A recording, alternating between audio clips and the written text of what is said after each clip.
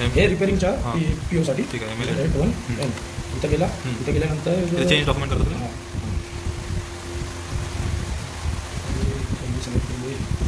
आता purchase order टाकायचा. Purchase order number सांगतो.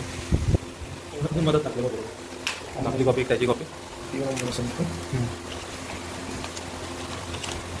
PO नंबर PO नंबर टाकायचा 5700375655. एंटर मारायचा. हां का आलं तेच LG प्राइस पॉकेट नाही तो नाही ना नंबर नाही. तेव्हा इथं आला वरती रिपेअरिंग अँड कंडिशन शॉर्ट टचमध्ये टाकायचं. काढत ते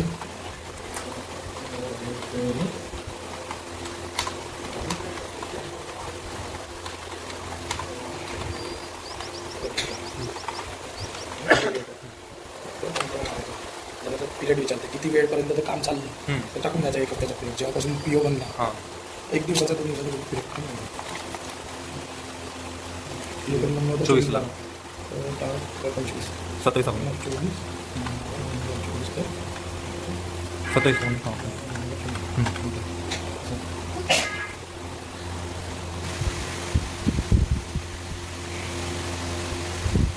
कॉपी करायचं. कोणाच कोणतं केस करायचं. नंबर 13714. चेंज करा.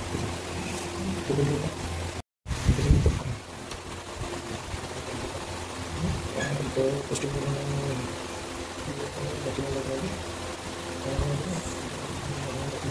बिल्डेट किती आहे 29/10/2024. पोस्टिंग डेट आजची ठेवायची. अच्छा ठीक आहे. 31/12 सर्व्हिसेस खाली असेल. सर्व्हिस सिलेक्शन हां वरून करतो रे. हां पहिले सिलेक्ट ऑल सिलेक्ट ऑल मग वर सर्व्हिसेस हां आला. त्याच्यानंतर टाकायचं valuation C without GST amount will be there. व्हॅल्युएशनमध्ये घ्यायचं विदाउट GST अमाऊंट आहे किती आहे विदाउट GST 24 20,750 दिसतं. लॉंग टेक्स्ट टेलचा subject on PO long text टाकला आपण सब्जेक्ट ऑन PO वगैरे क्लिक ऑन ग्रीन फ्लॅग आणि सेव्ह. ग्रीन फ्लॅगवर क्लिक करायचं याला सेव्ह करायचं. हा एंट्रीशीट नंबर घेऊन घ्यायचा. कुठं हा वरचा एंट्रीशीट नंबर टाकायचा.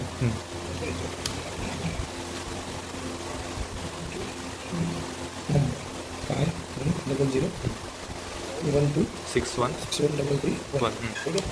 आता बॅक यायचं झालं. आता जायचं ZFR. नंतर मला काय पाहिजे LP साठी जे आहे याचं बी सेम आहे. एंट्रीशीट नंबर टाक नंबर फक्त LPचं वेगळं आहे. मग त्यांना डाकसाठी काय ZFR बी त्याच्यावर क्लिक करायचं. तिथं कंपनी कोडमध्ये काय टाकते JBL हे वेंडर कोड टाकायचे. वेंडर कोड काय इथं पण 100 1606114. एंटर मारायचं. त्यांनी एंट्री करायची. एंट्रीवर प्लॅन करू मॅनेजर 60 टाकायचं. 60 टाकलं MSc स्टेटस नॉन द्यायचं. काय टाकायचे नॉन MSc. हां त्याच्यानंतर एंटर मारायचं. एंटर मारला इथं डिपार्टमेंट एक्सप्रेशन घेतात पर्सेंट टाकायचं. आलं. आता सबमिट करतो. क्रायटेरियामध्ये बिल्स करायचं. बिल नंबर काय हा टाकायचा. KSPE 24/25/58. बिल डेट काय 29/12/2024. फिजिकली साईन डेट सगळ्याची साईन पाहिजे खोलीची. सगळ्याची साईन डेट आहे 31. बिल अमाऊंट विथ GST टाकून 24,485. PO नंबर काय 5700 हा ना. हो असं मग शेवटमध्ये 5700 375600. ठीक आहे. तर डायरेक्ट काय करायचं सेव्ह करायचं. टाक नंबर येतो पकडायचं. 7 करायचं. MIR ते याच्यात असेल ना. MIR7 हे ओपन होतं डायरेक्ट बाहेर.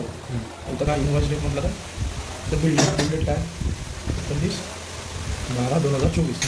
पोस्टिंग डेट टेस्ट ठेवायचं. रेफरन्समध्ये हा नंबर टाकायचा. Bill number KSP 24/25/58. अमाऊंट वगैरे काहीच नाही करायचं. प्लस प्लसमध्ये काय टाकतो आपण 909 प्लस